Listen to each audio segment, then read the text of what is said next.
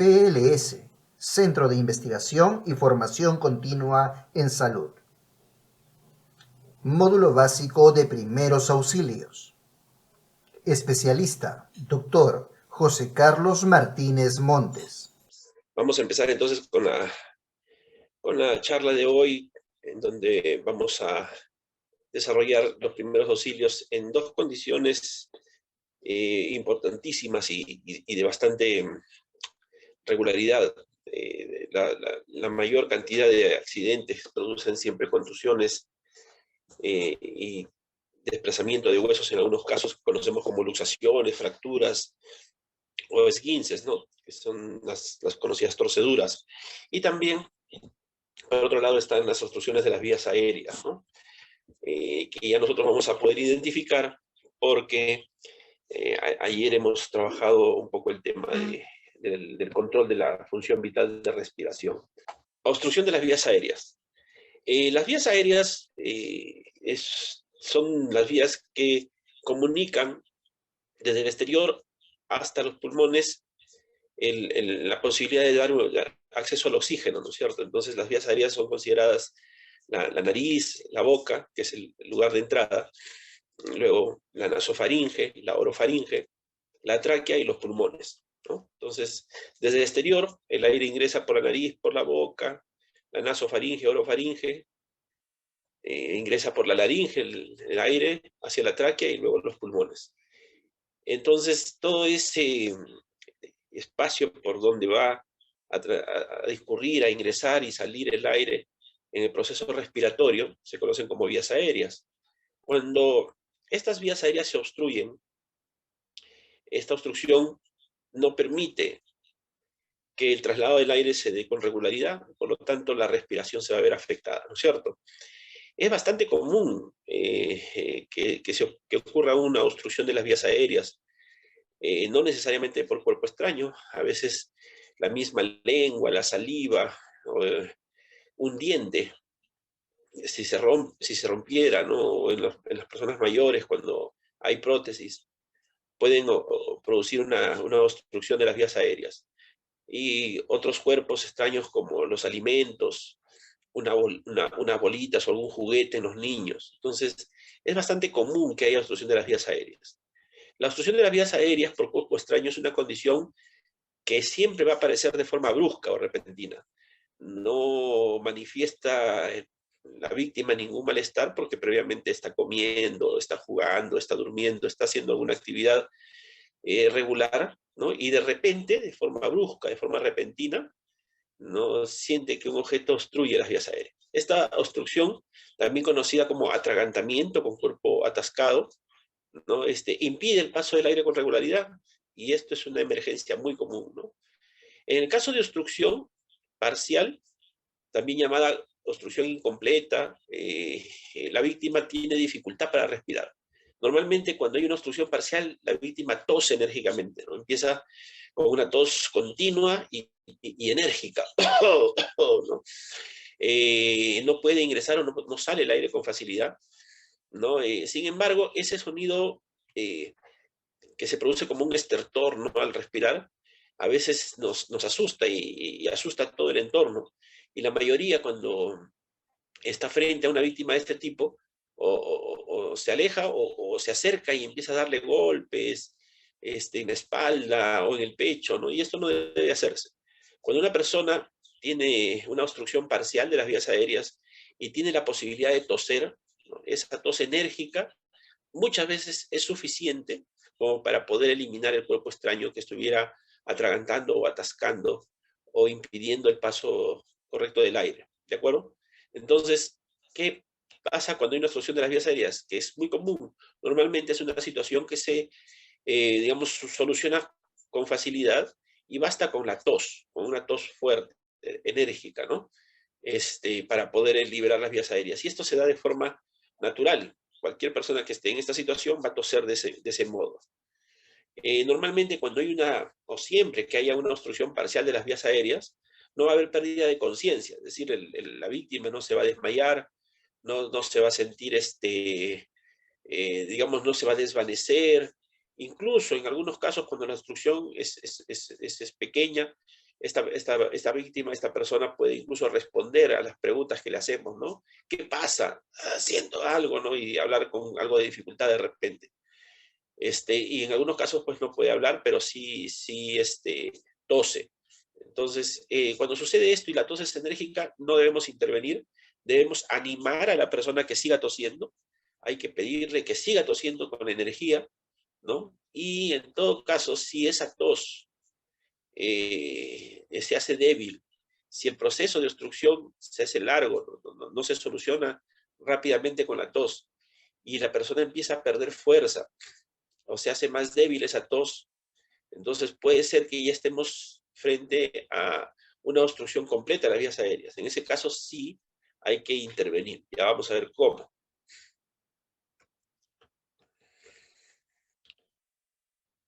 Entonces, frente a una persona que, como decíamos hace un momento, no tiene pérdida de conciencia y tiene una tos enérgica, hay que sujetarla, hay que dejarla que tosa nada más, ¿no? No hay que intervenir de ninguna manera.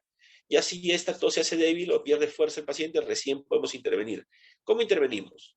Cuando tenemos a una persona muy grande, mucho más grande que nosotros, no vamos a poder hacer la maniobra de Heimlich, que seguramente ustedes han escuchado en algún momento, que ahora la vamos a conocer y mañana la vamos a practicar. ¿No? Cuando esta persona es grande o cuando es un adolescente, y está sentado, ¿no? Entonces, lo que podemos hacer primero es inclinar a la persona hacia adelante, ligeramente hacia adelante, con la cabeza un poco por debajo del nivel de los hombros, ¿no? Y darle palmadas fuertes en la espalda, ¿no? A la altura del omóplata. Eso es un primer auxilio que podríamos brindar. Esta situación o esta palmada fuerte, firme, a la altura de los omóplatos en la espalda, puede ayudar a liberar las vías aéreas, ¿no? Y si no consiguiéramos hacerlo con esa palmada fuerte, podríamos aplicar la maniobra de Heimlich. Esta maniobra es una compresión, ¿no? O compresiones repetidas que se realizan por debajo del diafragma, de modo que hacemos una contracción a esa altura y podemos ayudar a que haya una salida firme, vigorosa de aire, y esta salida de aire eh, elimine o expulse el objeto que esté produciendo la obstrucción de las vías aéreas, ¿no? Entonces, ¿cómo se realiza la maniobra de Heimlich? Mire, esto se puede realizar en personas que estén sentadas o paradas. Entonces, puede estar la víctima de pie o puede estar la víctima sentada, nos situamos por detrás de la víctima y rodeamos con los brazos, ¿no? Por encima del ombligo, más o menos 2 a 3 dedos por encima del ombligo, rodeamos con los brazos a la víctima, cerramos una mano, hacemos puño con una mano, y esta zona de acá, ¿no? De los nudillos de los dedos, ¿no? Las ponemos, esta zona de acá, las ponemos por debajo del diafragma, unos 2, 3 a 4 dedos por encima del ombligo, ¿no? Entonces, ponemos el puño a esa altura, con la otra mano, pues, abrazamos el puño, que está a esa altura, y hacemos una compresión vigorosa, fuerte, ¿no? Hacia adentro y hacia arriba, hacia adentro y hacia arriba, en un solo movimiento, en dirección hacia los pulmones, hacia adentro y hacia arriba. Es el aire que expulsamos o que provocamos que se expulse con esta maniobra, generalmente es suficiente para ayudar a liberar las vías aéreas, para expulsar el cuerpo extraño. Si no lo logramos en una compresión, podemos hacer 2, 3 compresiones, ¿no? En la medida de que la persona no recupere ni la tos, ¿no es cierto? Y no se desvanezca de todo, seguimos con la maniobra Heimlich. Entonces hay 2 posibilidades. La posibilidad que estamos esperando y que estamos seguros de que sucedería, ¿no? Con esta maniobra, por la técnica que hemos aplicado y además por la cantidad de aire que puede ser expulsado de forma vigorosa, es que se libere las vías aéreas. Eso es lo que estamos esperando. ¿Qué pasa si no se llegan a liberar las vías aéreas? La obstrucción ya se hace total, y al impedir este ingreso del aire de forma total, la persona va a tener una respuesta digamos, involuntaria, que es la de llevarse las manos al cuello. Si la persona consciente aún se lleva las manos al cuello, lo más seguro, o la mano al cuello, ¿no? O las manos al cuello a veces, lo más seguro es de que ya hay una obstrucción total de las vías aéreas, ¿no? Esta obstrucción total va a permitir que la persona esté unos segundos consciente. Rápidamente va a perder la conciencia, y si pierde la conciencia, lo primero que vamos a hacer es tratar de abrir la boca de esta persona y con los dedos tratar de liberar, ¿no? Con los dedos en forma de gancho, introducirlos por la boca para tratar de sacar o liberar esas vías aéreas. Si hay algo que está obstruyéndolo y lo podemos observar, mejor aún, porque podemos manipular con mayor dirección el proceso para extraerlo con los dedos, el elemento que esté obstruyendo. Y si no, introducir los dedos lo más profundo posible y tratar de liberar esas vías aéreas del objeto o del cuerpo extraño. ¿Qué pasa si lo hacemos y el paciente tose? Entonces hay que animarlo a seguir tosiendo, quiere decir de que se liberó en el momento adecuado, suficiente, como para que el paciente se recupere o la víctima se recupere sola. ¿Qué pasa si después de haber liberado las vías aéreas, el paciente se queda inconsciente? O si por más que hayamos intentado no hemos podido extraer nada de la boca, ¿no? de la zona donde está produciéndose la obstrucción. Igual, ese paciente está inconsciente, tenemos que empezar las maniobras de RCP, reanimación cardiopulmonar, ¿cierto? Entonces, el tema es que si no se logra con la maniobra de Helmich liberar las vías aéreas, el paciente pierde la conciencia y no podemos, o bien, aún liberando la boca, las vías aéreas con los dedos del objeto o el cuerpo extraño, pero aún liberándolo o aún no habiéndolo hecho, la persona sigue inconsciente, tenemos que empezar la reanimación cardiopulmonar. ¿De acuerdo? A ver. Muy bien. Entonces, ¿cómo vamos a hacer este proceso? Vamos a hacer las maniobras de RCP haciendo compresiones permanentes, constantes y sin detenernos en ningún momento, ¿no? A la altura del esternón, de la parte baja del esternón. Mañana cuando nos reunamos vamos a hacerlo, vamos a demostrar el proceso, ¿no? Tiene que ser compresiones firmes si es una persona adulta, poniendo la mano, ¿no? Una sobre otra, y con esta zona de la mano hacer una presión firme a la altura del esternón, en la parte baja del esternón, por encima de la boca del estómago, de modo que podamos empujar por lo menos unos 5 centímetros ese esternón hacia abajo, ¿no? De modo que podamos con esta maniobra lograr masajear el corazón y mantener la respiración de los tejidos, la respiración tisular. Esta maniobra también podría, si es que aún queda el cuerpo extraño por allí, podría liberarlo, ¿no? La recuperación del paciente va a depender mucho de la firmeza y de la rapidez con la que apliquemos los procesos de primeros auxilios. La maniobra de Heimlich, antes los golpes en la espalda y después el RCP, ¿no? La reanimación cardiopulmonar. Si ocurriera un paro cardiorrespiratorio, no podemos detenernos de hacer la reanimación cardiopulmonar hasta que llegue la ayuda.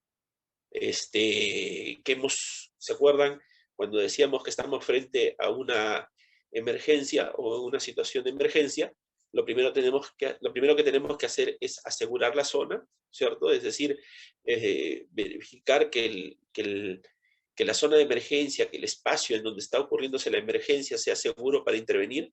Lo segundo que tenemos que hacer es llamar, ¿no? Entonces esto ya se hizo, se llamó y luego hemos intervenido, ¿no? Entonces estamos seguros que va a llegar el auxilio médico y no nos detenemos en hacer el RCP.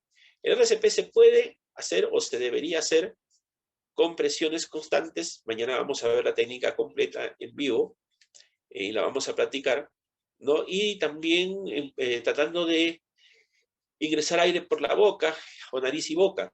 Sin embargo, hay muchos organismos de auxilio internacionales que recomiendan no hacer la respiración, no ingresar el aire, que basta con una buena aplicación de compresiones a nivel del tórax para que el paciente pueda recuperarse, ¿no? Y si es que haya un paro cardíaco, hay que seguir haciéndolo hasta que llegue el auxilio médico, porque si no se tiene un desfibrilador a la mano, no va a poder volver a latir ese corazoncito. Entonces, no podemos detenernos hasta que llegue el auxilio médico. ¿Cuánto tiempo lo vamos a hacer? Por lo menos alrededor de 20 minutos, ¿no? Y si ustedes ven que es un proceso en el que se utiliza bastante la fuerza, el esfuerzo para aplicarlo, no es fácil hacer el proceso, ¿no? Entonces hay que de repente buscar quién nos pueda ayudar en ese momento, ¿no? Si hay más personas, podemos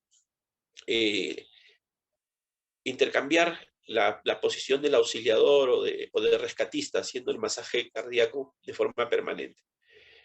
Una vez que el paciente libera sus vías aéreas o después del masaje cardíaco del RCP logra toser o nuevamente respirar, lo que tenemos que hacer con la víctima es colocarlo en una posición lateral de seguridad, ¿no? La posición PLS. Esta posición lateral de seguridad va a ayudarnos a que el paciente respire y si hay alguna secreción o algún fluido que llegara a la boca, no volviera a ingresar a las vías aéreas y pudiese producir una aspiración, ¿no? Entonces, ese es el proceso que tendremos que seguir. Las vías aéreas son un espacio crítico para la vida, ¿no? Las personas tenemos daños a nivel celular si el oxígeno no llega de forma continua. Y ese daño a nivel celular se ve primero en las células del cerebro. Entonces, si la persona no llega a ser animada o no llega oxígeno a su cerebro durante 3 a 5 minutos, probablemente el daño que haya a nivel de las neuronas sea irreversible, ¿no? Por lo tanto, el masaje cardíaco ayuda y asegura un poco que aún con la persona inconsciente y en paro, el oxígeno pueda llegar en alguna medida al cerebro. Por eso es que hacemos el masaje cardíaco de forma permanente hasta que llegue el auxilio médico, porque si no lo hiciéramos, definitivamente, rápidamente podría llegar el paciente a tener un daño irreversible. Muy bien. Sin embargo, no en todas las personas se puede hacer la maniobra de Heimlich, ¿no es cierto? ¿Qué pasa cuando hay algunas consideraciones especiales? Por ejemplo, si el atragantamiento es producido en una persona menor de un año, un niño menor de un año, ¿no? Entonces hay que hacer las dos técnicas que conversamos hace un momento de forma intermitente, ¿no? Primero, sostenemos al bebé boca abajo con el brazo sujetándolo del mentón, ¿no? Lo sujetamos del mentón, así como ustedes ven en la figura, está en el brazo con la cabeza un poco por abajo del nivel de los hombros y nos apoyamos de modo que el bebé esté con esa cabeza por debajo del nivel de los hombros del resto del cuerpo, ¿no? Entonces, con la base de la palma de la mano, damos 5 golpecitos en los omóplatos, con la intensidad suficiente como para poder ayudar a la expulsión del cuerpo extraño. Hacemos este procedimiento de los 5 golpes a la altura de los omóplatos en la espalda, son golpes firmes también, y luego lo cogemos, lo rotamos al bebé, y lo cogemos por la nuca, lo rotamos y lo giramos boca arriba, apoyándolo siempre sobre nuestro brazo, ¿no es cierto? Entonces, una vez que esté boca arriba, comprimimos en el centro del pecho 5 veces empleando 2 dedos. Entonces, con estos 2 dedos, comprimimos en el centro del pecho 5 veces también, ¿no? De este modo, es que se aplica la maniobra de Heimlich y las palmadas en la espalda en las personas menores de un año, en los bebés, ¿no? En los niños menores de un año. Si esta maniobra permite que el niño pueda toser, llorar, respirar nuevamente, entonces tratamos de colocarlo en una posición de seguridad, ¿no? Con algo lateral, ¿no? Si el bebé está inconsciente, hay que revisar la boca, igual que en un adulto, y tratar de sacar el cuerpo extraño con los dedos, ¿no? Introducimos los dedos, tratamos de enganchar el cuerpo extraño, lo sacamos, y si no se ve la obstrucción y el bebé sigue inconsciente, y aún si hemos llegado a sacar el objeto que obstruye las vías respiratorias y el bebé sigue inconsciente, empezamos con las maniobras de RCP. De acuerdo que ya mañana vamos a detallar. Estas maniobras para liberar del cuerpo extraño estas vías aéreas también tienen algunas variantes, ¿no? ¿Qué pasa cuando el niño ya tiene más de un año? ¿No? Se realiza ya solo la maniobra de Heimlich, como ya lo hemos descrito, solo que en este caso la presión en el abdomen tiene que ser con algo de más suavidad, porque si hacemos una presión muy firme sobre el abdomen de un niño de 2, 3, 4, 5 años, es probable que lesionemos alguna parte, alguna víscera, ¿no? algún órgano o tejido blando, y también es probable que fracturemos alguna costilla y produzcamos mayor daño, ¿no? En las mujeres embarazadas, si hay una mujer gestante, tampoco podríamos hacer la maniobra de Heimlich en la zona que mencionábamos, que era 2 dedos a 3 por encima del ombligo, a la altura de la boca del estómago. En ellas tenemos que hacer la compresión en el tórax, ¿no es cierto? Sobre todo cuando ya están a partir del cuarto mes en adelante, la compresión tiene que ser torácica, ya no va a ser abdominal, sino torácica esa compresión. Cuando es una persona obesa, es una persona muy grande, ¿no? Que no podemos abrazar para poder generar la maniobra de Heimlich. Entonces lo que podemos hacer es buscar una superficie dura, que puede ser la espalda de una silla o una mesa también. Esta superficie dura, ¿no? De un material resistente, ¿no? Tiene que ser de material resistente, si no se va a romper, ¿no? Y sobre esa superficie dura o material resistente acercamos al paciente, a la víctima. Colocamos el abdomen a la altura también de la boca del estómago, un poco por debajo de la boca del estómago, en la esquina, en una de las esquinas de esa superficie dura, y empujamos con fuerza al paciente contra esa estructura. De modo que si lo empujamos y él se inclina hacia adelante de forma repetida, firme, fuerte, también va a producirse la expulsión de aire y con eso seguramente la liberación de las vías respiratorias, ¿no? Otro caso que a veces se pregunta es qué sucede cuando nos atragantamos solos, cuando estamos nosotros solos y algo obstruye nuestra vía respiratoria, ¿no? Puede ser algo que estamos comiendo, ¿no? O como les digo, que es más común en las personas mayores, una prótesis dental que se rompe e ingresa hacia la laringe y obstruye las vías respiratorias. Entonces, ¿qué podemos hacer? Primero, ya saben, ¿no? Primero que podemos hacer es provocar una tos o toser de forma firme y potente, lo más que podamos, ¿no? Si no logramos liberar nuestras vías respiratorias con esa tos y estamos perdiendo un poco de fuerza, entonces igual nos acercamos al espaldar de la silla o a la mesa y nos tiramos sobre ella, ¿no? Tratando de empujar de abajo hacia arriba y hacer la presión similar a la de maniobra de Heimlich, ¿no es cierto? Nos tiramos contra esa superficie para que el aire se expulse, pueda liberar nuestras vías respiratorias. Esos son los procedimientos que tendríamos que hacer para liberar las vías respiratorias. Hasta acá, ¿alguna pregunta? ¿Alguna pregunta? Buenas tardes. Sí, buenas tardes. Mi nombre es Álvaro. Quería hacerle una consulta. En alguna oportunidad escuché de que, bueno, si no se puede con la maniobra de Heimlich, escuché de que no se debía meter los dedos a la boca porque se podría empujar el cuerpo extraño hacia la parte de las vías respiratorias. No sé hasta qué punto es cierto esto. Ya, buena pregunta. Así como les explicaba, en una persona que está atragantándose, cuando observamos que es parcial, cuando decidimos que es una obstrucción parcial, no debemos hacer ninguna manipulación, ni golpearle la espalda, ni moverlo con fuerza, ni aplicar la maniobra de Heimlich, y menos meter los dedos a la boca, ¿no? Porque lo más probable es de que con la tos pueda liberarse esa vía respiratoria. Ahí no tocamos al paciente, ¿de acuerdo? Ya. Una persona que ya está con una obstrucción total es una persona que ya no tose, ¿no? Que se desespera, que se lleva las manos al cuello. A esta persona que está en ese proceso tampoco le vamos a poder poner los dedos en la boca por dos motivos. Uno, porque podría pasar lo que dice el participante, que como no tenemos la facilidad para manipular, podamos empujar el cuerpo extraño hacia adentro.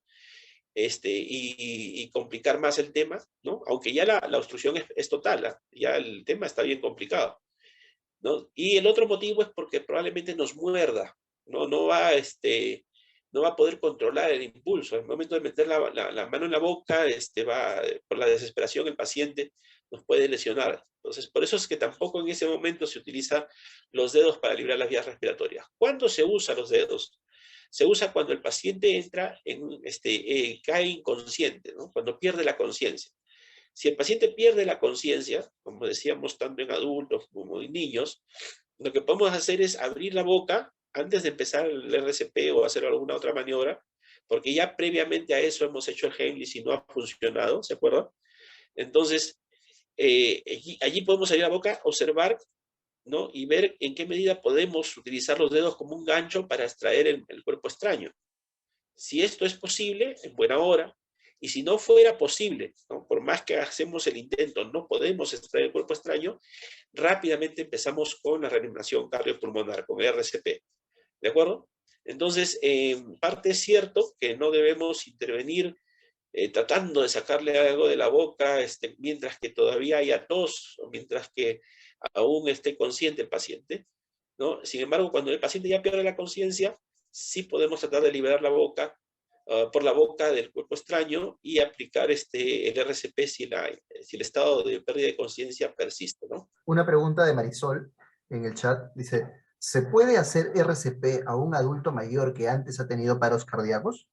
Sí, el RCP se puede hacer en cualquier persona que pierde el latido cardíaco. Es decir, la reanimación cardiopulmonar es un mecanismo por el cual nosotros mantenemos las contracciones ventriculares, es decir, la contracción en el músculo cardíaco, empujándolo de forma indirecta, empujando el corazón para que la sangre pueda seguir circulando.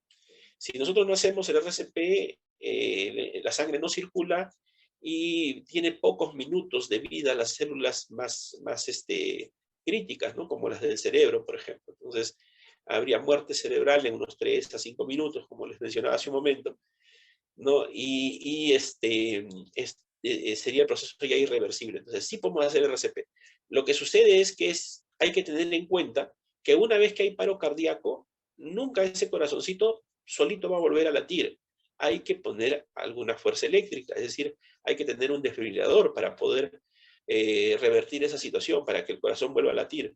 Por lo tanto, el masaje cardíaco, el RCP que hacemos, solamente es un proceso que permite mantener en alguna medida la circulación hasta que llegue el auxilio médico. Por eso es que no nos podemos detener, ¿no? Ahora, ese RCP es un proceso, como ya lo vamos a ver mañana, que se realiza de forma ininterrumpida, firme, hay que tener fuerza para eso, y tiene que hacerse con la mejor técnica posible. Por eso les digo que mañana lo vamos a revisar con detalle el proceso. Sin embargo, si no llegara el auxilio médico, ¿no? El esfuerzo va a ser inútil porque ese corazón no va a volver a latir solito si no hay un desfibrilador. Hay algunas condiciones que hay que considerar.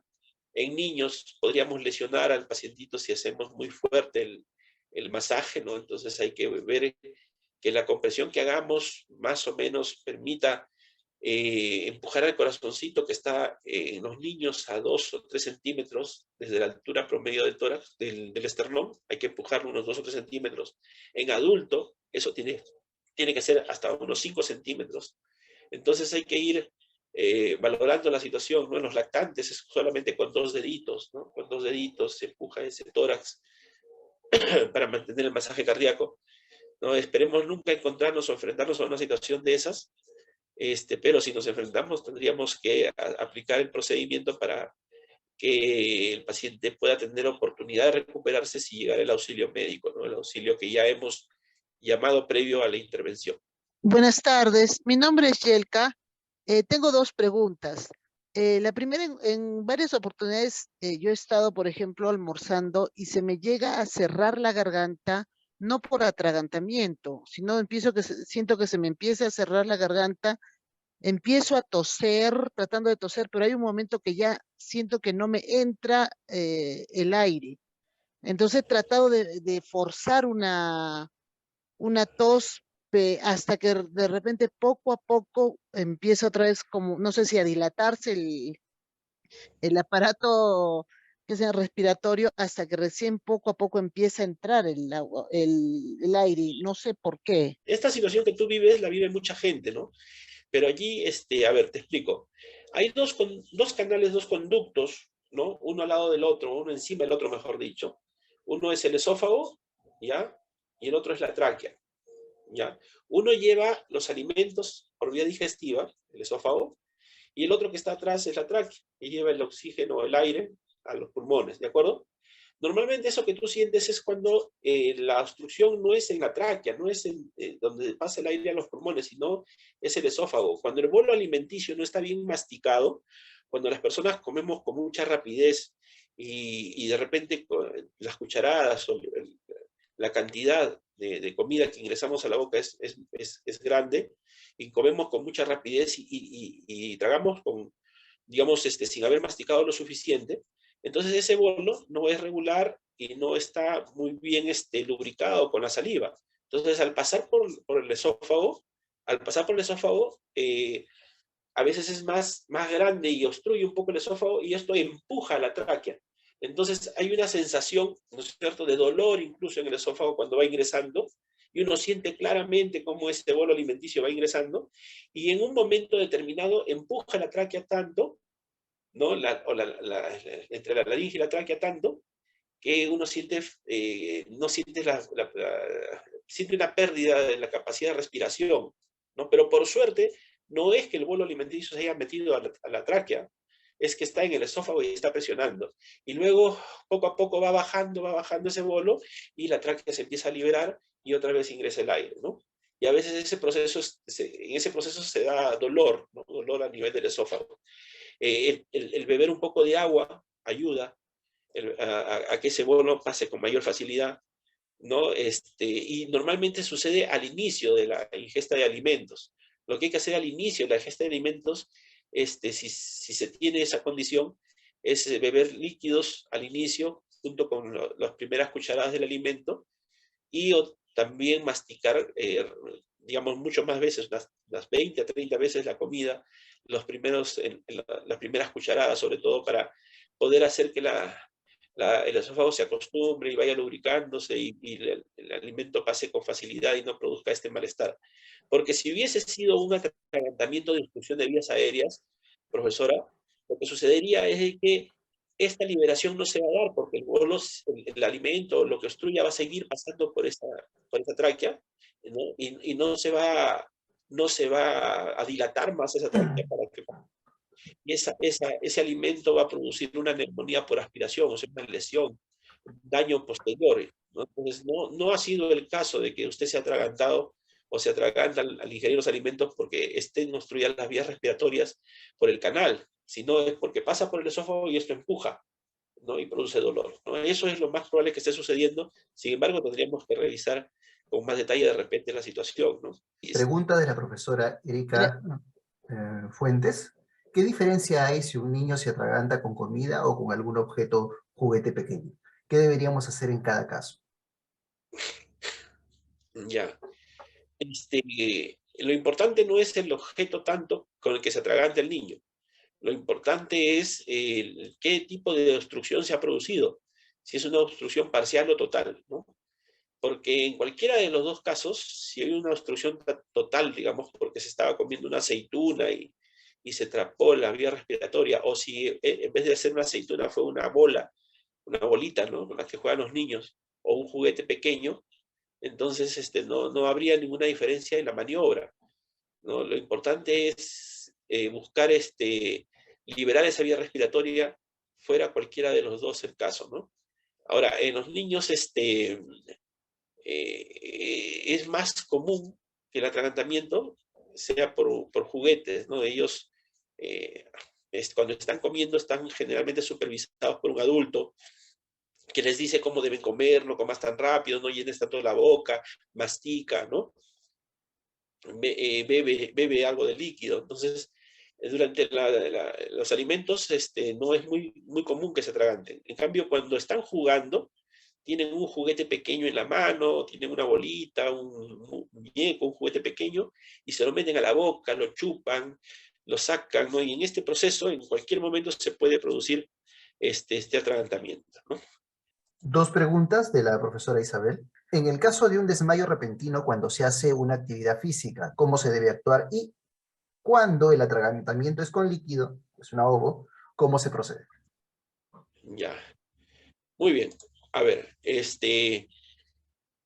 vamos a empezar por la segunda parte de la pregunta, ¿no? Cuando el atragantamiento es con líquido, ¿cómo se procede? Ya, miren, el atragantamiento no se da por líquido, porque el líquido no va a obstruirlo, el líquido va a ingresar a la vía respiratoria. Entonces hay un ahogamiento, ¿no? Entonces, cuando el líquido ingresa a la vía respiratoria, la persona se entra en un proceso de ahogamiento, se ahoga, es decir, ¿no? Ingresa el líquido, llega a los pulmones y puede producir una neumonía por aspiración, ¿no? O puede producir también detener el paso del aire y por lo tanto, más que el paso del intercambio de gases, ¿no? Normalmente, cuando esto se produce con una pequeña cantidad de líquido, va a terminar en tos, en un vómito, ¿no? o probablemente, y de todas maneras seguramente con dolor, ¿no? Que paulatinamente se va a recuperar. En algunos casos, si ese líquido ha llevado algún agente infeccioso, ¿no? Desde la boca, que es muy contaminada hacia adentro, se puede producir algún tipo de infección, ¿no? A no ser de que sea un ahogamiento ya en grandes volúmenes de agua, ¿no? Que el niño se haya caído en una piscina, ¿no? O algo así, ¿no? Entonces allí sí el ahogamiento se va a producir de forma completa y puede producir incluso la muerte de la persona, ¿no? ¿Cómo se procede? Es lo mismo, lo que hay que hacer en estos casos es RCP, de frente. Si el niño pierde la conciencia, o la persona pierde la conciencia y no puede respirar porque se ahogó, entonces hay que hacer de todas maneras el RCP, ¿no? El RCP es la medida más inmediata que tenemos que hacer cuando hay una pérdida de conciencia producto de un atragantamiento o un ahogamiento, ¿no? Por eso es que ustedes de repente han visto que una persona que se ahoga, lo primero que se hace es llevarlo a un lugar donde podamos aplicar la maniobra de masaje cardíaco, la compresión, ¿no? Esto va a provocar en algún momento la salida del líquido, se va a producir la tos y la persona se va a recuperar, ¿no? Inmediatamente después debe llegar el auxilio médico para valorar cómo está ese pacientito, ¿no? Si es que es necesario hacer otros procedimientos posteriores para poder completar el tratamiento de la persona, ¿no? De la víctima. En el caso de un desmayo repentino, cuando se hace una actividad física, ¿cómo se debe actuar? ¿No es cierto? En el caso de un desmayo repentino, cuando se hace actividad física, puede haber sido producido por varias cosas, ¿no? Normalmente, los niños y los adultos, cuando hacemos actividad física, no hemos previsto que el esfuerzo que vamos a realizar requiere una cantidad de energía o va a consumir una cantidad de energía. Y esa energía tiene que haber llegado a nuestro cuerpo vía alimentos, ¿no? Entonces, si no estamos bien alimentados, si no hemos ingerido los carbohidratos necesarios para poder consumirlos durante la actividad física, por lo tanto entremos en un proceso que se llama lipotimia, ¿no? Un desmayo por falta de energía, ¿no? Eso puede ser repentino, ¿no? Está haciendo una actividad, está corriendo, incluso acaba de terminar de hacerlo, ¿no? Y se siente un poco mareado, se le oscurece el espacio y se desmaya, ¿no? De un momento a otro. Este desmayo por lipotimia es una de las posibilidades, ¿no?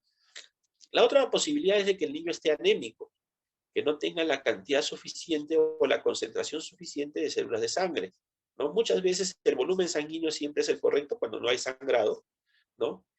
Pero la concentración de células de sangre ha disminuido porque en la dieta falta hierro o de repente hay alguna otra condición y puede ser también que haya otro tipo de anemia.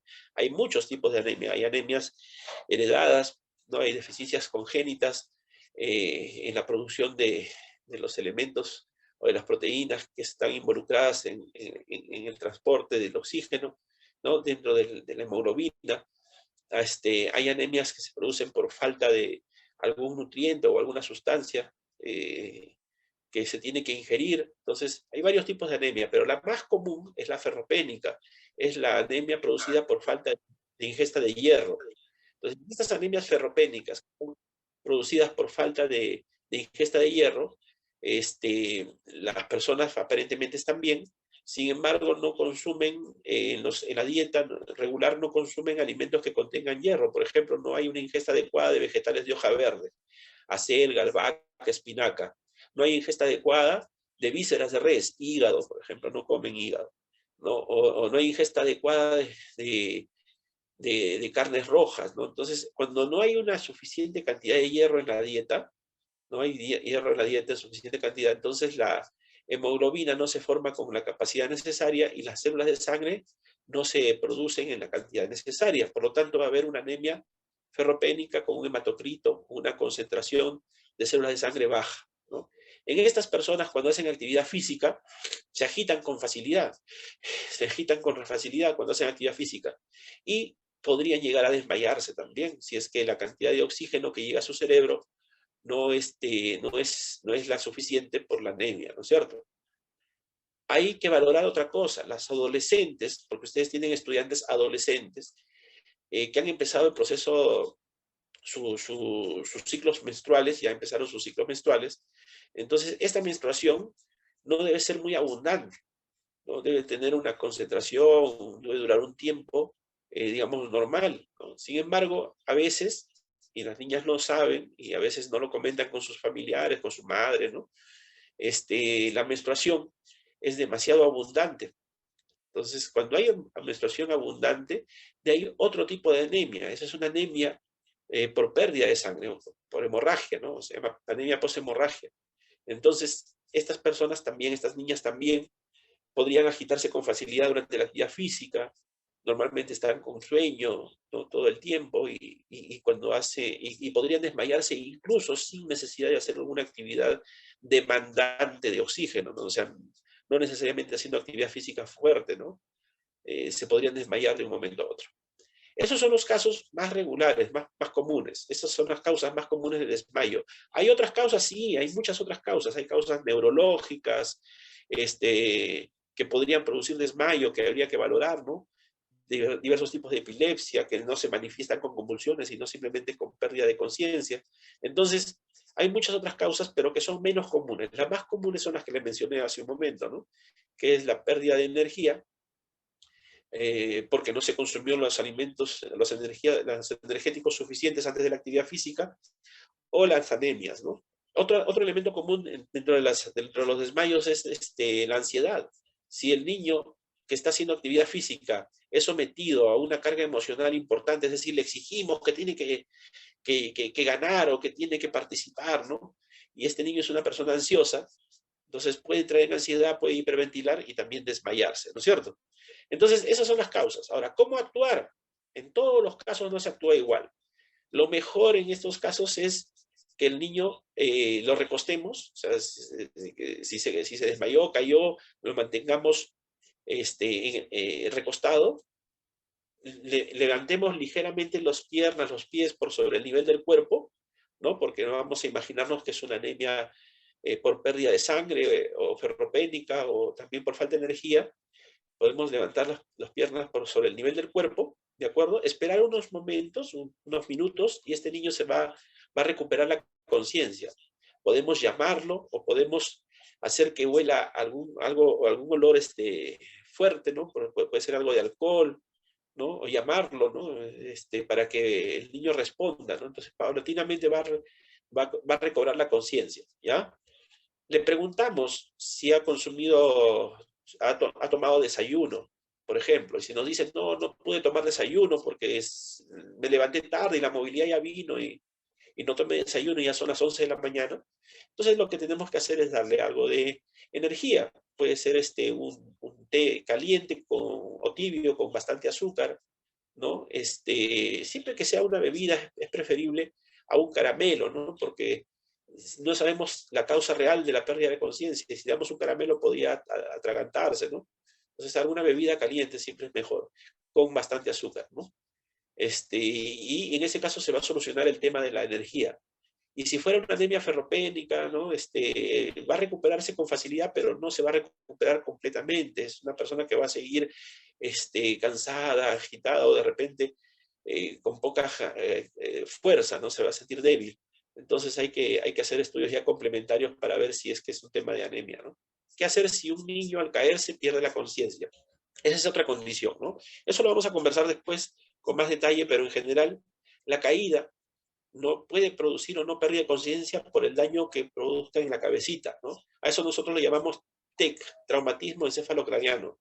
Si el TEC es leve, normalmente no hay pérdida de conciencia, pero si es moderado, severo, sí hay pérdida de conciencia. Entonces lo primero que hay que hacer es inmovilizar al niño y trasladarlo a un centro de atención médica, porque nosotros no vamos a poder solucionar un TEC o una hemorragia intracraneal, ¿no? No vamos a poder solucionarlo con un primer auxilio. Lo que hay que hacer es inmovilizarlo para que no haya mayor daño, no se produzca más daño en el niño o en el adulto, y trasladarlo lo antes posible a un centro de atención médica. La otra pregunta es, en el caso que una persona consume algún alimento al que le tenga alergia, por ejemplo miel, y presente obstrucción de las vías respiratorias, ¿cómo debemos actuar? Ese es un caso importante. Miren, no solamente consumiendo alimentos, sino entrando en contacto con un alergeno. Hay personas que son alérgicas a o son susceptibles de ese alergeno. Entonces lo que va a suceder es que va a haber una respuesta inflamatoria, ¿no? Puede producirse ronchas, enrojecimiento del rostro, inflamación en tejidos. Y si esta inflamación es a nivel de glotis, lo que se va a producir por la inflamación es una obstrucción de la vía respiratoria que es sumamente grave, ¿no? Esa obstrucción no la podemos liberar con maniobra de Heimlich, con palmaditas en la espalda. Eso no se va a solucionar de ese modo. Esa persona tiene un grave riesgo de muerte, ¿no? Porque esta inflamación solo se va a solucionar con un fármaco, ¿no? Con corticoides, por ejemplo, ¿no? Entonces, sí hay algunos corticoides de venta libre que pueden estar en los botiquines, dexametasona, por ejemplo, ¿no? Entonces, cuando estamos viendo que no hay una obstrucción, lo que sucede es de que hay una inflamación, está enronchándose, se le inflaman los labios, los ojos, y paulatinamente pierde la capacidad para respirar. Esa persona se empieza a agitar, y agitar no esperemos mucho, hay que ponerle el corticoide, ¿no? Si es posible por vía endovenosa, si no por vía intramuscular, ingerido por vía oral, de repente puede ayudar poco en una emergencia, ¿no? Sin embargo, si actuamos con rapidez, utilizando el corticoide, rápidamente se va a solucionar el problema, ¿no? Los corticoides detienen el proceso inflamatorio y lo reducen, de modo que la glotis se va a liberar porque se va a reducir la inflamación a ese nivel y va a poder empezar a respirar con tranquilidad, ¿no? Y ni bien le hemos dado el corticoide, hay que trasladarlo también a un centro médico para que valoren si va a necesitar alguna medicación complementaria. Ahora vamos a pasar a las lesiones de partes duras, ¿no? En el cuerpo, las partes duras son todas aquellas que tienen hueso, ¿de acuerdo? Entonces, una parte dura es una lesión en parte dura es una lesión que afecta directa o indirectamente al hueso, ¿de acuerdo? Puede ser al hueso, puede ser a la articulación, a la superficie articular, a los ligamentos que fijan el hueso, con los músculos o con otros huesos, o con los músculos, o entre huesos a nivel de las articulaciones, ¿no? Entonces, todas las lesiones asociadas al hueso siempre son conocidas como lesiones de parte duras, ¿de acuerdo? Entonces, las lesiones de los huesos, articulaciones, músculos, no son raras, ¿no? Hace un momento incluso hicieron una pregunta sobre una caída, ¿no? Entonces, estas lesiones que se producen son por caídas, por accidentes de tránsito, o de repente jugando algún deporte de contacto, ¿no? Son bastante comunes, ¿no? Son muy dolorosas normalmente, ¿no?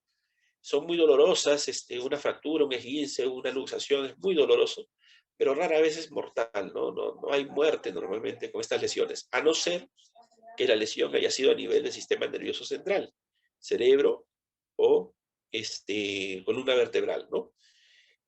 Mortal resultan normalmente las lesiones en el cerebro, en la cabeza, ¿no? En la columna vertebral resulta siendo normalmente lesiones que puedan generar discapacidades o incapacitantes, ¿no? Permanentes a veces, ¿no? Y los otros huesos son muy dolorosas, pero no producen daños serios o consecuencias mortales, ¿no? Muy bien. Las lesiones del aparato musculoesquelético, ¿no?, en general, no amenazan la vida, pero son potencialmente peligrosas porque podrían generar consecuencias que sí podrían, con daños en algunos casos irreversibles, ¿no? Vamos a verlas ahora con detenimiento. Primero, los esguinces, las luxaciones y fracturas, ya las vamos a definir luego, ¿no? Pero los primeros auxilios realizados en estas lesiones, en las esguinces, en las luxaciones y fracturas, son generalmente los mismos, ¿no? Lo que tenemos que hacer es prevenir o detener el movimiento, ¿no? Tenemos que detener la inflamación y tenemos que, si es posible, elevar los tejidos que estuvieran inflamados por sobre el nivel del cuerpo para promover que se desinflamen, ¿no? Entonces, lo primero que hay que hacer para detener la inflamación es el frío local. El hielo, ¿no?, es muy bueno para evitar que la inflamación se sostenga o aumente. Inmovilizar. Inmovilizar es muy importante, ¿no? Hay que inmovilizar porque si el movimiento produce un desplazamiento del hueso o de la articulación, podríamos generar consecuencias ya más graves, ¿no? Entonces hay que inmovilizar al paciente y elevar la extremidad, como decía, el área lesionada por sobre el nivel del cuerpo para promover también que se desinflame. A ver. Muy bien. ¿Qué cosa es un esguince? Un esguince es más conocido como una torcedura, ¿no? Una torcedura de una articulación. Cuando se tuerce una articulación, estamos frente a un esguince. Entonces, son las lesiones traumáticas, ojo, torceduras por encima del rango articular o del rango de movimiento de la articulación. Hay articulaciones que tienen movimiento, ¿no? Por ejemplo, yo, la articulación de la muñeca, ¿no es cierto?, puedo dar este movimiento hacia los lados, atrás hacia adelante. Puedo hacer un movimiento circular, pero el rango articular me permite solamente hacer solamente hacer una extensión de este nivel o una flexión de este nivel. ¿Qué pasa si en vez de llegar a ese nivel, lo hago bajar más?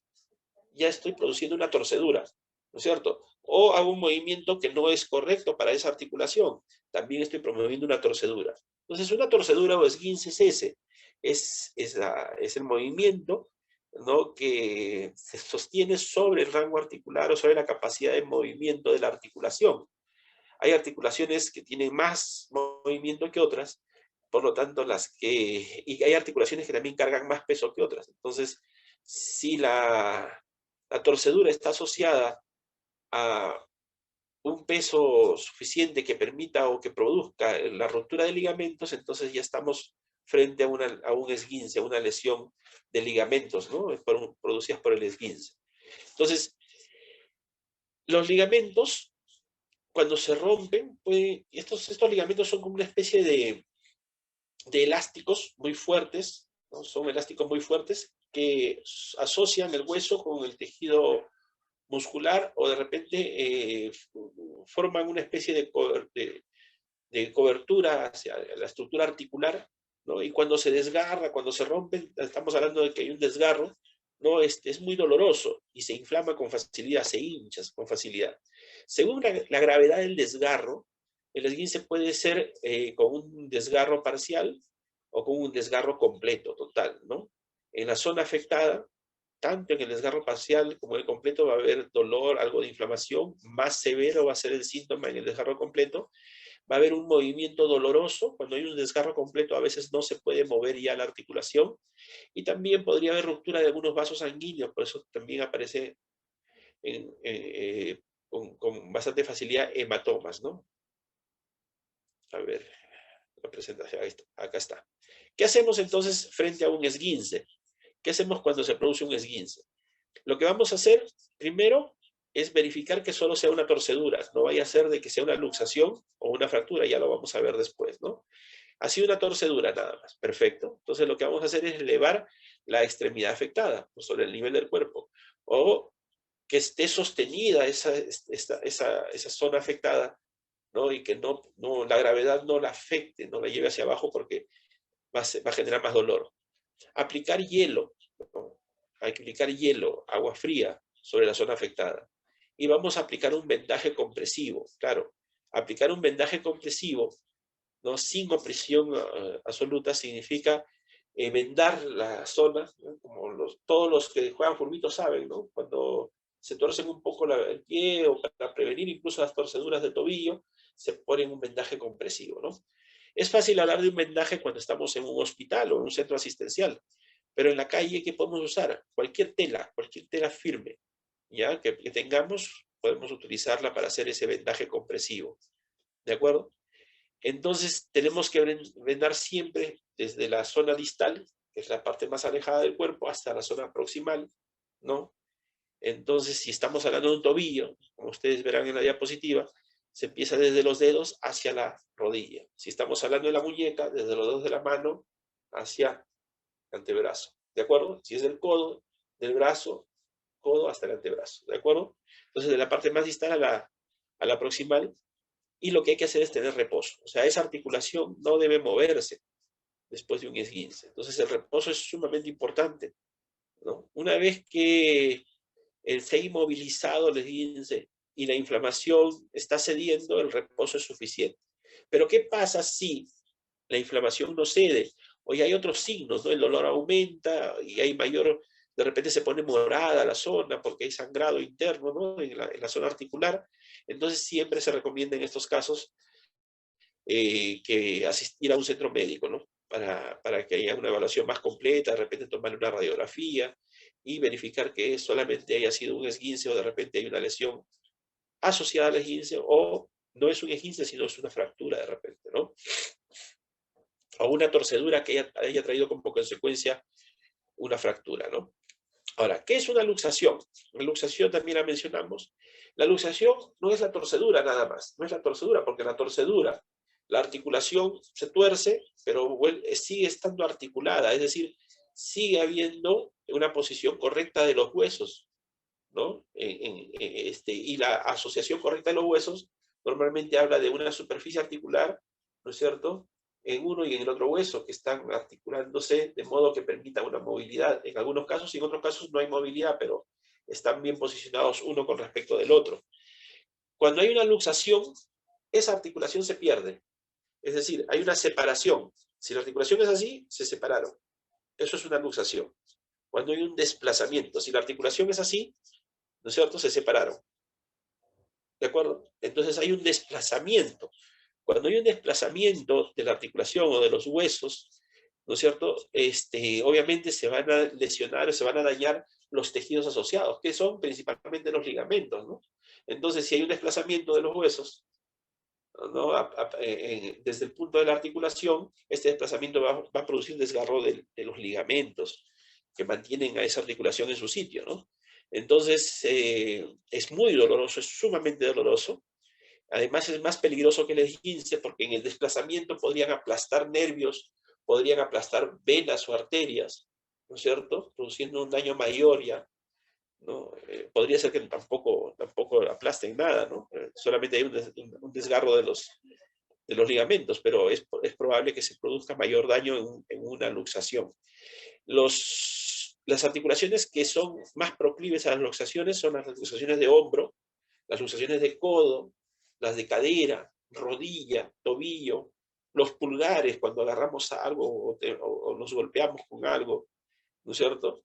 Los dedos del pie, ¿no? También por el fulbito y otras actividades que produzcan un golpe que pueda producir el desplazamiento, y la mandíbula. Esas son las articulaciones que son más proclives a luxarse, ¿no es cierto?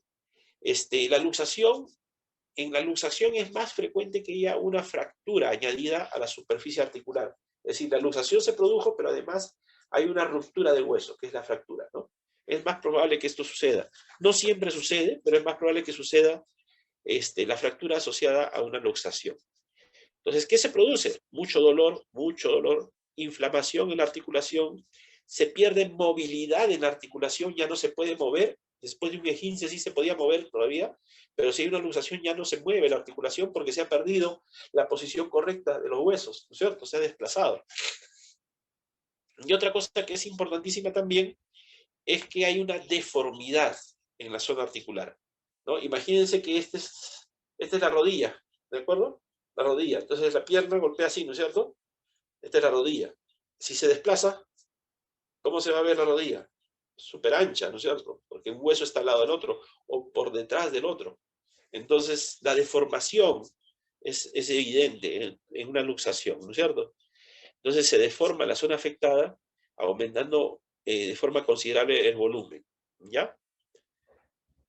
¿Qué hacemos cuando pensamos que hay una luxación? Tenemos que comprobar varias cosas. Primero, si la luxación hubiese producido el aplastamiento de una arteria, entonces, ¿qué cosa ya no va a producirse después en la zona más distal? El pulso, ¿no? Podríamos perder el pulso porque se aplastó una arteria.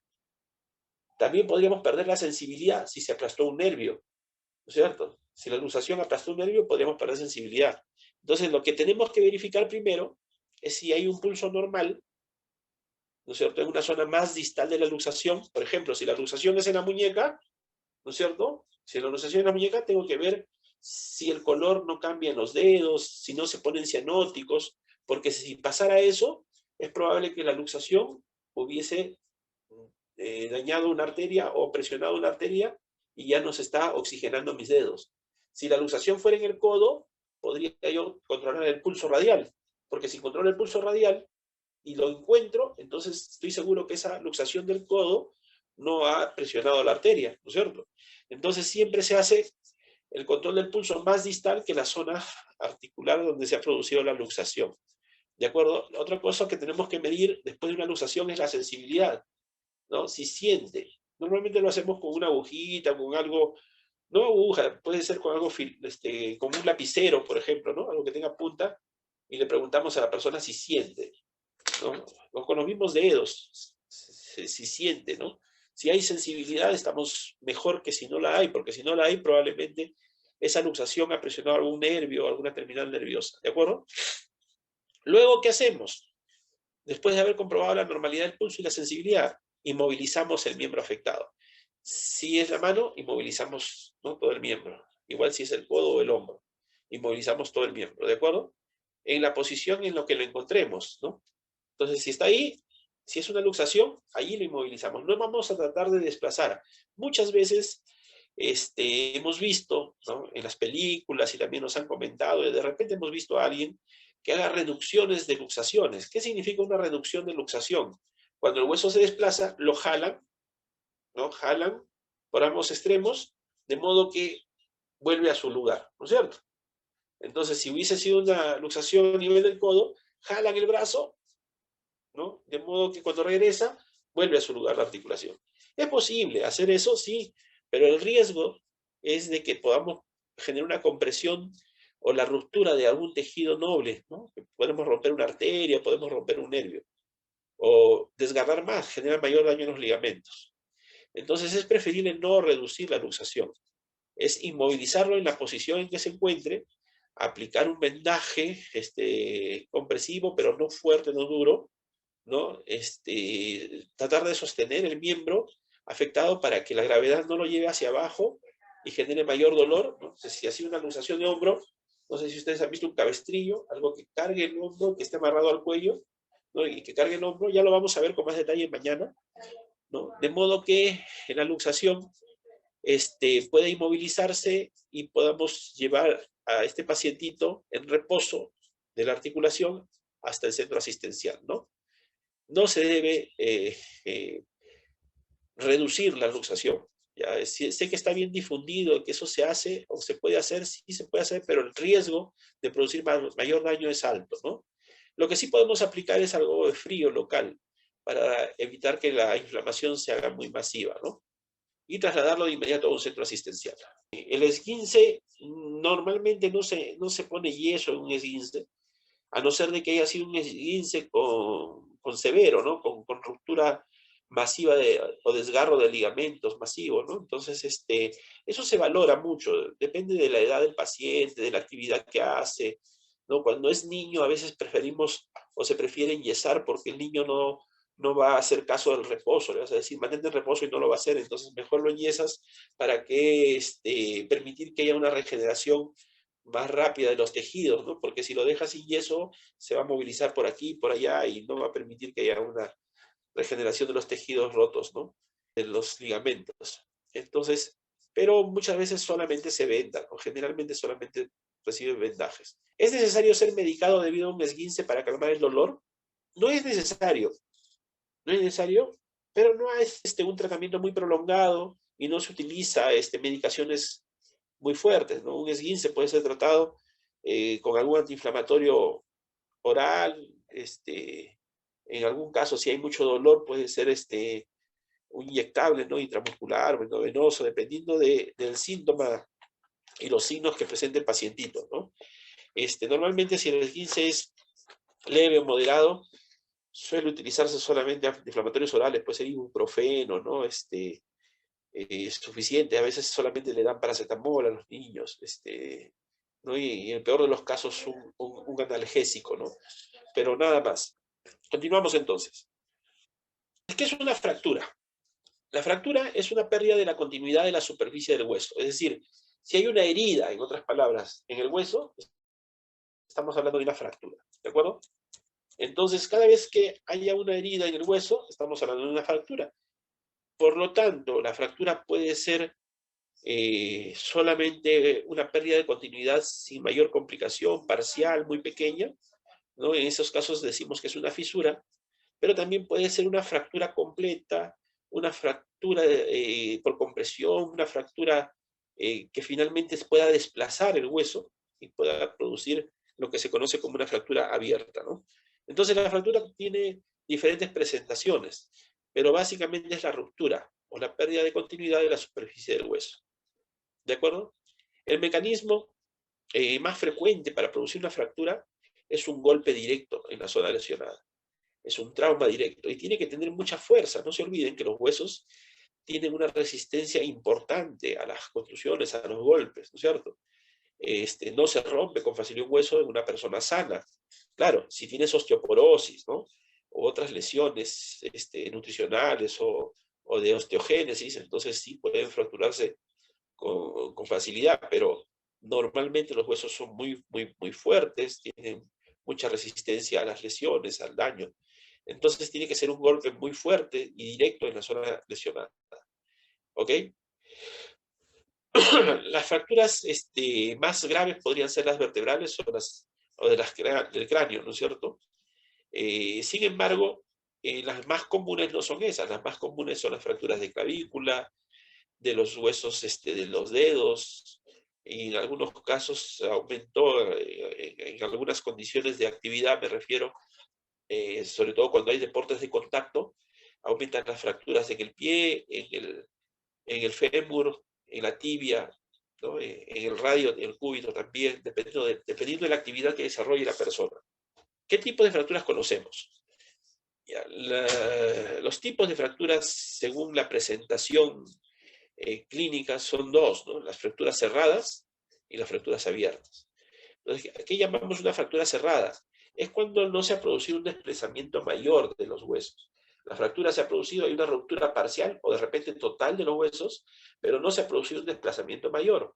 Por lo tanto, si bien el hueso pierde su continuidad, ¿no es cierto? La piel y los tejidos asociados al hueso no han sido rotos por el hueso, no han sido lesionados. Por lo tanto, hay una fractura cerrada. El hueso sigue protegido por músculos probablemente y por la piel, ¿no es cierto? Obviamente puede haber deformidad en la zona afectada porque al haber ruptura, ¿no es cierto?, la deformidad va a aparecer de todas maneras, ¿no? Ahora, ¿qué es una fractura abierta? Es cuando el hueso se ha desplazado, producto de la fractura. Y producto de este desplazamiento ha roto músculos, ha roto tejido celular subcutáneo y ha roto la piel, ¿no es cierto? Entonces es evidente una herida, ¿no? Porque se ha roto desde adentro hacia afuera y se produce una herida en la zona de la fractura. Esto puede producir complicaciones, sobre todo infecciosas, ¿no? Sangrados mayores, sangrados masivos. Entonces hay mayores consecuencias clínicas cuando hay una fractura abierta que cuando hay una fractura cerrada. Sin embargo, eso no significa que la fractura cerrada siempre sea más inocua, ¿no? Podría producirse sangrados en una fractura cerrada, por ejemplo, cuando es en el muslo. En el muslo, una fractura puede producir la ruptura de alguna arteria. Esta arteria produce un sangrado, o sea, empieza a sangrar, pero como no tiene por dónde liberarse siendo una fractura cerrada, la sangre empieza a distribuirse alrededor del muslo, ¿no? Generando compresión. Al comprimir la sangre mucho, porque se sigue perdiendo la sangre a ese nivel y hay una arteria muy grande ahí, ¿no? Entonces, al perderse mucha cantidad de sangre, se produce una compresión en el muslo. Esa compresión puede tener a una arteria, a la arteria que sí está funcionando, que está al costado, por ejemplo, ¿no? Podría ser que la arteria femoral siga funcionando, o la arteria poplitea siga funcionando, pero por la compresión que se produce se aplasta esa arteria y ya no pasa sangre. A eso se llama síndrome compartimental.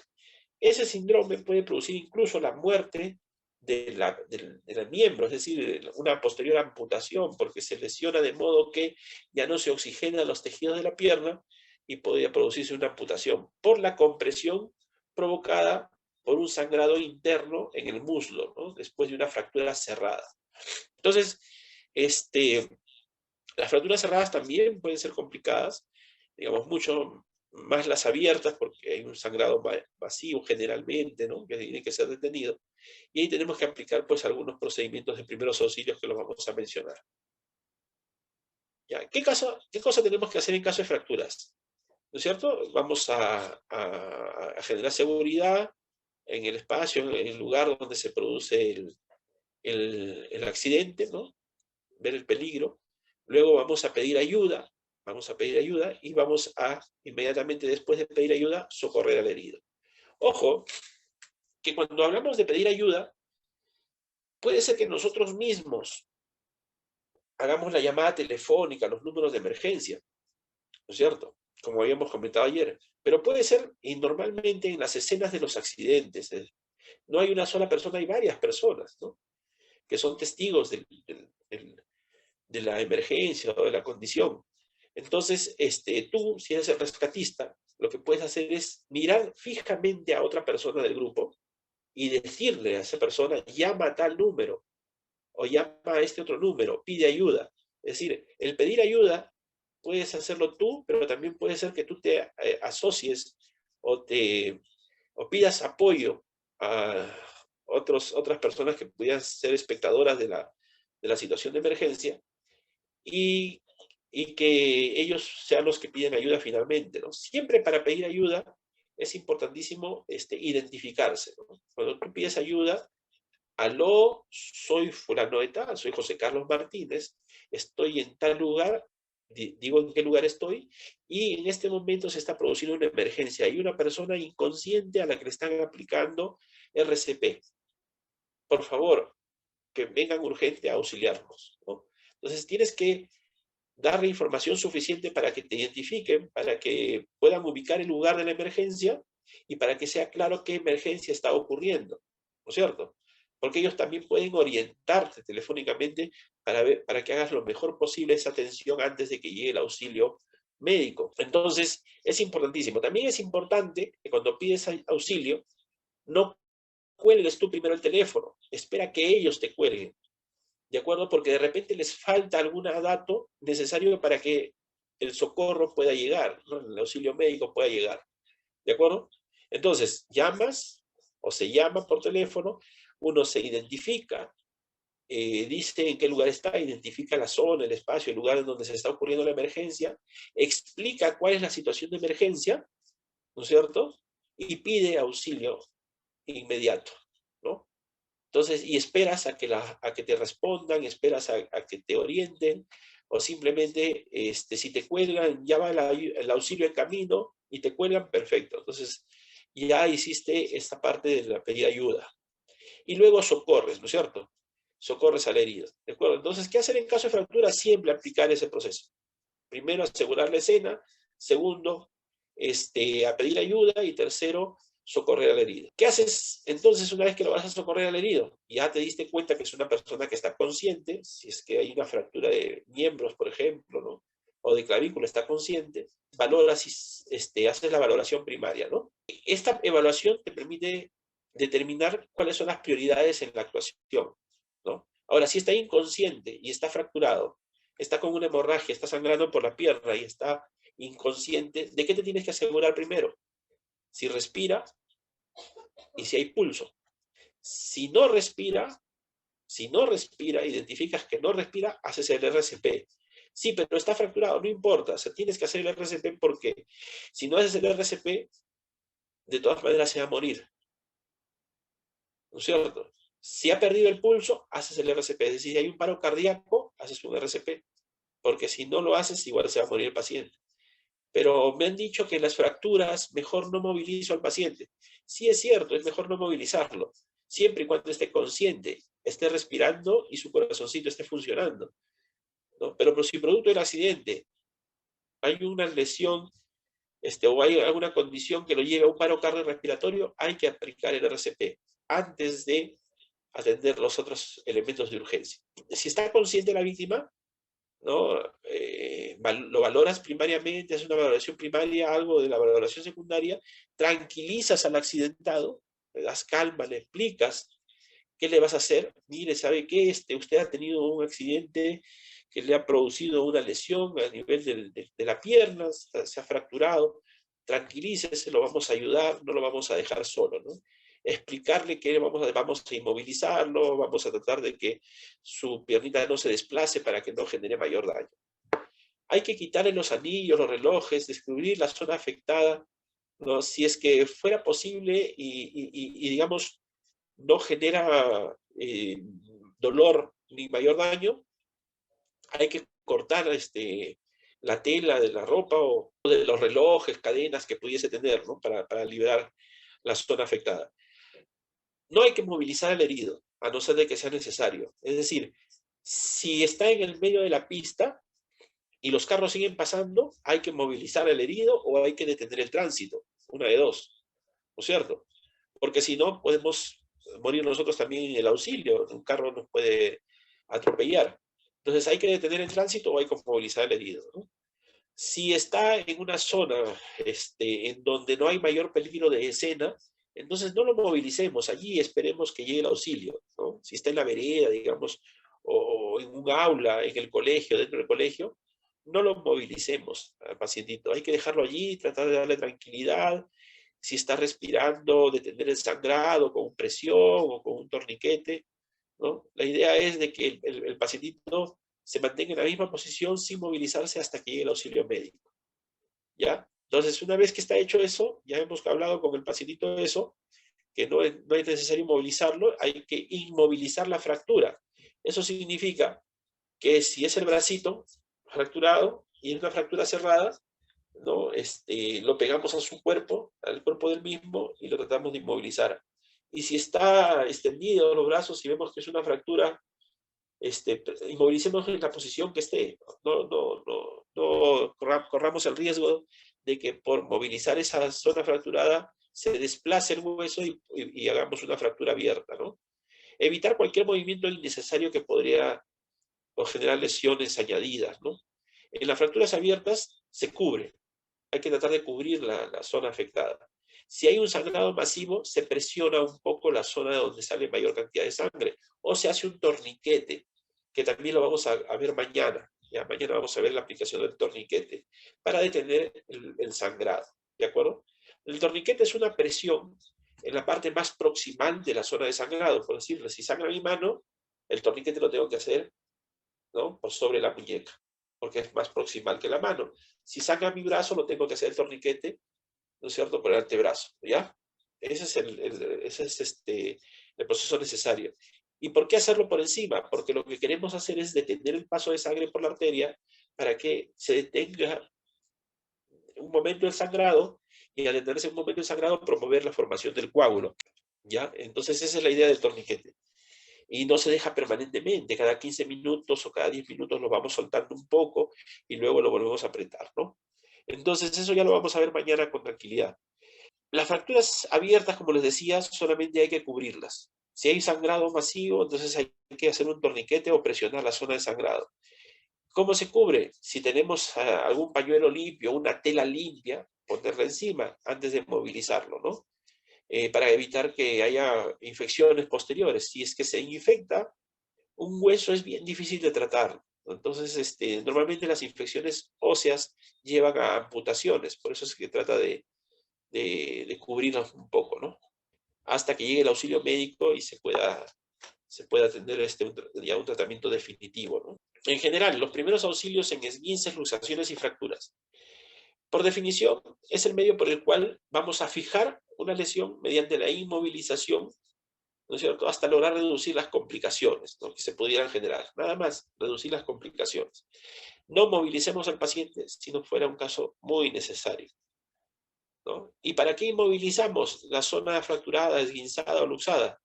Para poder facilitar su movilización una vez que llegue el auxilio, ¿no?, hasta el vehículo y luego al lugar donde va a ser atendido de forma final, ¿no? ¿Qué podemos usar para inmovilizar? ¿No? Si tenemos, estamos en un hospital, vamos a usar férulas y vendas. Si no, vamos a tener que usar, en algunos casos, alguna madera, un cartón, ¿no es cierto?, una frazada, una almohadilla doblada, ¿no?, o el mismo cuerpo del paciente. Si hay una fractura en una pierna, la juntamos la otra y los vendamos con una tela para unir la pierna fracturada con la otra que está normal, ¿no?, y de ese modo generar una especie de férula, ¿no? Hay otros dispositivos especiales para inmovilizar fracturas, que ya son los dispositivos neumáticos, ¿no? O sea, como unas bolsas que se ponen en la zona fracturada y luego se llenan de aire estéril que produce una presión en todos los niveles de 360 grados, evitando el desplazamiento de la fractura, ¿no? Entonces, eso es lo que tenemos que hacer en general como primer auxilio frente a una fractura, ¿no es cierto? El esguince es una torcedura. Por lo tanto, lo que vamos a observar en un esguince es que la articulación, la zona articular, porque es ahí donde se produce la torcedura, se inflama, ¿no? Puede haber dolor, va a haber inflamación, ¿no es cierto? Se va a hinchar el tobillo, se va a hinchar el codo, ¿no? Pero no hay una pérdida total del movimiento. El movimiento se puede mantener con cierta limitación, es decir, a ver, mueve tu brazo, lo mueves ahí, pero más afuera no me duele, ¿no? Pero siempre hay movimiento. Igual de la muñeca hay movimiento, puede haber con limitación por el dolor, pero hay movimiento, no se pierde el movimiento totalmente, ¿de acuerdo? Eso es un esguince. Sin embargo, cuando hay luxación, también es en la articulación, pero como hay desplazamiento del hueso a nivel de la zona articular, entonces lo más evidente en una luxación es la deformación, se deforma el hueso. Es decir, si ustedes tenían acá la rodilla, ¿no es cierto?, que se mueve así, ¿no es cierto?, se mueve así, si hay un desplazamiento, la van a ver así, el doble de su tamaño, va a haber una deformación. Entonces, lo más evidente en una luxación es una deformación. ¿A qué nivel? Al nivel de las articulaciones. La deformación no es en otro nivel. La deformación es a nivel de las articulaciones. ¿Qué otra cosa se produce? Que no hay movilidad. Al deformarse, al desplazarse el hueso a nivel de las articulaciones, no puede haber movilidad, porque la movilidad se produce gracias a la estructura articular.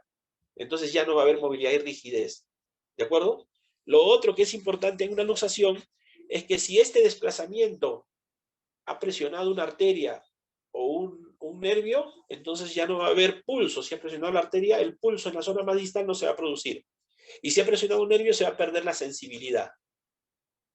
¿De acuerdo? Entonces, esos aspectos son importantes en una luxación que lo diferencian de un esguince y una fractura. El esguince es una torcedura con inflamación, la movilidad se mantiene, aunque algo disminuida, pero hay una inflamación a nivel articular, se inflama la articulación. Y es producto de una torcedura, ¿de acuerdo? ¿Y la fractura? La fractura también puede haber deformación, va a haber deformación, pero no a nivel articular. La deformación va a ser en la zona de ruptura del hueso, que normalmente puede ser en el medio o pegado hacia una de las zonas articulares, pero no es en la misma articulación. La fractura es a nivel del hueso, ¿de acuerdo? Entonces la deformación en una fractura es diferente. ¿Por qué? Porque no es a nivel articular, ¿no? Produce inflamación, dolor, ¿no? Y la fractura, bueno, cuando es abierta es evidente, ¿no? Porque el hueso se observa roto, porque ha cortado los tejidos, ¿no? Entonces, es importante poder diferenciarlos para saber a qué nos enfrentamos, pero los primeros auxilios, si ustedes se han dado cuenta, son los mismos. Inmovilizar, ¿no es cierto?, en la zona afectada, no movilizar al paciente a no ser que sea muy, muy necesario, darle tranquilidad al paciente, hablarle, darle tranquilidad, porque tiene que esperar, y para él la espera con dolor es eterna, a que llegue el auxilio médico. Si es posible, poner férulas, es decir, al momento de inmovilizar, asociar la zona afectada a un cartón, a una madera o al propio cuerpo del paciente para que se produzca la inmovilización de la zona fracturada, ¿no?, o afectada por la luxación o la fractura. Si la fractura es abierta, utilizar algún tipo de cobertura, un pañuelo limpio, una tela limpia, si hay gasas mejor o apósitos mejor sobre la zona de la herida que se ha producido por la fractura abierta. Los vendajes son más hospitalarios, sin embargo mañana sí los vamos a practicar algunos de ellos. Para terminar vamos a hablar del botiquín de primeros auxilios. ¿Ya? El botiquín de primeros auxilios es un botiquín que debemos tener en el colegio, que debemos tener en casa, que es parte de la mochila de emergencias, ¿no?, que tanto INDECI nos habla, ¿no? Tenemos que tener una mochila de emergencias. El botiquín es parte también de la mochila de emergencias y es un recurso básico para que las personas que prestan ayuda puedan hacerlo, ¿no?, durante una emergencia. Y allí tenemos que tener elementos indispensables para la atención de emergencia, ¿no?, a una víctima, ¿no? Normalmente es preferible que el material del botiquín sea de plástico, que pueda ser portátil, que sea de fácil traslado, de un tamaño mediano, según las necesidades particulares, ¿no? Entonces, ahora que ustedes se van a convertir en socorristas, no deben dejar de tener su botiquín. Y en su botiquín tienen que tener un tensiómetro, ¿no es cierto?, digital. Tendría que tener un termómetro digital, ¿no?, para poder ayudarse en la realización de los primeros auxilios y de los controles vitales, ¿no? ¿Cuáles son los elementos esenciales de un botiquín? Primero, los antisépticos. ¿Qué cosas son los antisépticos? Antisépticos son sustancias que evitan el desarrollo de infecciones o previenen el desarrollo de infecciones, ¿no? ¿Cómo lo hacen? Lo que pasa es que las infecciones se producen por agentes infecciosos que pueden ser principalmente bacterias. Podrían ser hongos o virus, ¿no? Y los antisépticos lo que hacen es actuar sobre estos agentes infecciosos, disminuyendo su capacidad de reproducción. Es decir, si tú aplicas un antiséptico, la bacteria ya no se puede reproducir mitóticamente. Por lo tanto, no puede producir daño, porque para que produzca daño una bacteria, la bacteria tiene que reproducirse, multiplicar su número. Entonces, un antiséptico lo que hace es eso, un poco actúa sobre la capacidad de reproducción de los agentes infecciosos, que es diferente al jabón y el agua. El jabón y el agua barren a los agentes infecciosos, limpian la superficie, barren, ¿no es cierto? Mientras que el antiséptico lo que hace principalmente es detener su capacidad de reproducción, haciendo de que no puedan convertirse en elementos generadores de daños, ¿no? Su capacidad patogénica disminuye, ¿de acuerdo? Entonces, hay algunos jabones que sí tienen ese efecto antiséptico también, sí, hay jabones antisépticos. Hay otros que solamente son de tocador, pero los antisépticos más comunes son el alcohol a una baja concentración, 60-70%, el yodo diluido, ¿no? El yodo diluido también, el yodo povidona u otras sustancias. Y lo más práctico de tener en el botiquín va a ser siempre el alcohol de 60-70%, ¿de acuerdo? Y un jabón, si quieren, un jabón antiséptico. Luego, material de curación. Es otro material que siempre debemos tener. El material de curación debe contemplar aquellos elementos que vamos a usar para protegernos y para proteger al paciente, por ejemplo, los guantes, ¿de acuerdo? Si estamos hablando de una curación de que hay una herida, o sea, hay tejidos y fluidos que pueden contaminarnos, ¿no? Guantes, podríamos tener una mascarilla también allí, ¿no? Es para protegernos, ¿no? Debemos tener además material que nos permita limpiar o dejar o detener la actividad de los agentes infecciosos que podrían estar. Entonces también tiene que haber dentro de ese material de curación antisépticos, ¿no? Tiene que haber apósitos, gasas, ¿no? Podría ser algodones, aunque poco se recomienda el uso de algodones porque pueden dejar fibras y complicar una herida. Y tiene que haber vendajes, algún gel para quemaduras, alguna crema tópica para para infecciones. Entonces, eso es lo que debemos tener principalmente en como material de curación, ¿no? Entonces, algo que nos permita controlar hemorragias para hacer compresión, una tela, ¿no? Puede emplearse gasas, compresas más grandes, apósitos, vendas triangulares, vendas adhesivas, hisopos, bajalenguas, esparadrapo, también algodón, ¿no? Entonces, esos son los materiales de curación básicos que debemos tener. Instrumental y elementos adicionales, ya, tijeras, gotas para ojos, bolsas de frío, que también pueden ser bolsas de calor, pero principalmente el efecto antiinflamatorio es la bolsa de frío, es decir, una bolsa que pueda contener hielo o agua helada, ¿no?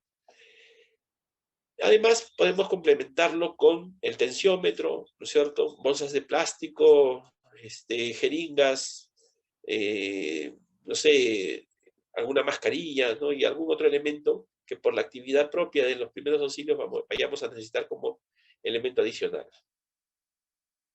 Y algunos medicamentos de uso o de compra que no requiera receta médica, ¿de acuerdo? Cada vez que algo requiera de receta médica no debemos tenerlo en el botiquín de emergencias, ¿no? Solamente debemos tener aquello que pueda ser de venta libre. Por ejemplo, un corticoide se podría tener de venta de receta libre. También gotas para ojos, lubricantes, ¿no? Aspirinas, paracetamol, ibuprofeno, algún analgésico. Pueden ser los medicamentos que estuvieran en nuestro botiquín de primeros auxilios, ¿de acuerdo? A no ser de que tengamos en la casa, por ejemplo, si el botiquín está en nuestra casa, algún paciente ya medicado de forma crónica, por ejemplo, una persona con hipertensión. Si tenemos un hipertenso en casa, sí en nuestro botiquín tiene que haber la medicación que ya le indicaron para las crisis hipertensivas, ¿no? El captopril, el enalapril, el Alaque, el Aldomet, qué sé yo, pero al medicamento que ya tiene indicado el pacientito para crisis hipertensivas, una cantidad de esos medicamentos deben estar en el botiquín. Si es diabético y es insulino dependiente, en el botiquín tiene que estar la insulina, ¿no? Que ya está medicada. Si es alérgico y es un alérgico con exacerbaciones severas de respuesta contra el alergeno, entonces esas personas pueden hacer edema de glotis, ¿no? Los corticoides o la medicación que ella tiene para su condición, ¿no? Entonces, el botiquín de primeros auxilios puede tener medicamentos indicados, sí, ¿no? Si ya tenemos el antecedente o tenemos el registro de un paciente o una persona con alguna condición particular en casa. Dentro de las recomendaciones para el uso del botiquín vamos a mencionar lo siguiente. No debe estar al alcance de los niños, obviamente. Si está al alcance de los niños, lo van a usar de juguete o pueden malograr el material que tengas allí, lo pueden contaminar y podrían ingerir las pastillas también que están en el botiquín. No debe tener llave o candado el botiquín de primeros auxilios. Entonces, ¿cómo lo protegemos de los niños? En un lugar seguro, alto, ¿ya? Pero un botiquín de primeros auxilios no debe tener llave o candado. Imagínense que se produzca una emergencia, está el botiquín allí y el rescatista no puede usar lo que tiene adentro porque está con candado, ¿no? Y el material del botiquín es duro, no se puede abrir. Debe estar en un lugar de fácil acceso, alto, para evitar que los niños lleguen a él. Y todos los miembros adultos de la casa deben saber dónde está ese botiquín para que puedan acceder a él en el caso de una emergencia, ¿no? No debe estar en un lugar donde entre mucho sol, que haya mucho calor, ni tampoco muy húmedo, ¿no? Debe estar en un lugar de temperatura y humedad intermedia, ¿de acuerdo? Debe haber una relación en el botiquín de todo lo que se tiene ahí. Y además de aquello que se va usando, reemplazarlo de forma rápida. Es decir, si por ejemplo hoy día nuestro familiar tuvo una crisis hipertensiva y le dimos los medicamentos para la hipertensión, a reemplazar esos medicamentos en el botiquín lo antes posible. Debe ser revisado de forma periódica para que no se venzan los medicamentos o los productos que allí estén en el botiquín. Y los ocupantes de la casa deben conocer dónde se guarda, se utiliza y volver siempre a dejarlo en su sitio. Esas son las recomendaciones generales para el uso del botiquín de primeros auxilios.